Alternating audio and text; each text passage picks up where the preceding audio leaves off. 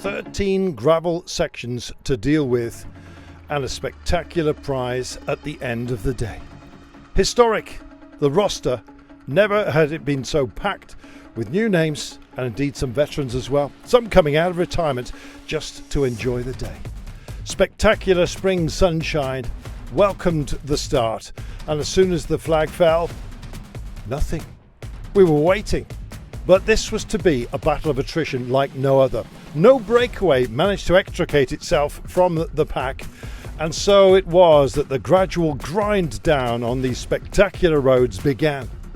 The attacks, of course, did come, but from a limited peloton, and by the time there was just shy of 56 kilometres remaining, suddenly we had ourselves a separation. Who was up the road? That was the big question. And who might bridge? Well, it looked like it was almost set in stone with 7 riders clear and the gap just starting to open up. But as the sectors came through, teams that had missed the move, and indeed some of those that were indeed installed, decided to impose themselves. The pace was high, over 3 kilometres faster than the previous edition, and quite frankly, it needed a brave move. Gerritsen went for it from SD Works and was hanging out there, just hoping that somebody would come and join her. Slowly but surely, this came to pass. But what a day was in the offing. You had to be brave, you had to be extraordinarily good as well, and the chances of combining both were pretty limited. So it was that the attrition rate took a toll. Longoborghini, not very well on the day. The front of the race separated now by 37 seconds from the main body. And, well, what talent we had up the road. Gerritsen joined by Edzeth from X Mobility. She was on the radio calling for instructions. Would she be allowed to go up the road?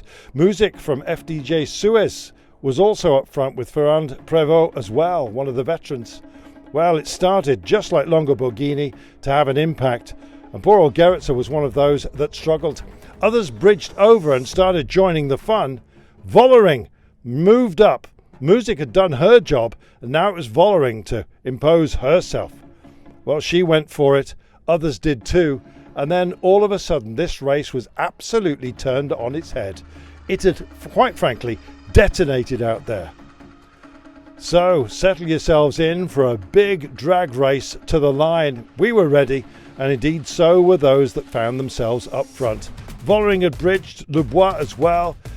Music had been part of the mood music for the day, I think you might say, but the bravery just kept raining down upon us. Every section of Strade had something else. Van der Breggen decided that she would push on, and the question was, who could follow? Well, it was a big question, and not many had the answer. Vollering bridged, and the pair of them together started to make music. It was amazing. 14 seconds turned to 34, turned to an even bigger margin, and it looked like a battle between the pair of them. How close, though, that was the question, and the kilometres were disappearing, and it was only on the very last that we got our answer. Van der Breggen, such a brave veteran, formerly, of course, the director sportif of Vollering herself. Would it be the apprentice that became the master? And on the final ramps, we found out the answer. Time running out to impose yourself, and suddenly Vollering bridged to the side. She had a look at the crowd and then just could not resist. Away she went. Van der Breggen left in her wake, and a wake-up call for absolutely everybody. A spectacular piece of riding, timing, bravery, everything rolled into one, and the last sequence of corners allowed Vollering just to take it not exactly at her ease, but she had time to celebrate in a fashion that she well deserved. It was an amazing win, an amazing race, and a fabulous 11th edition of the Strade Bianche Donne. It doesn't get much better than this, and the smile said it all.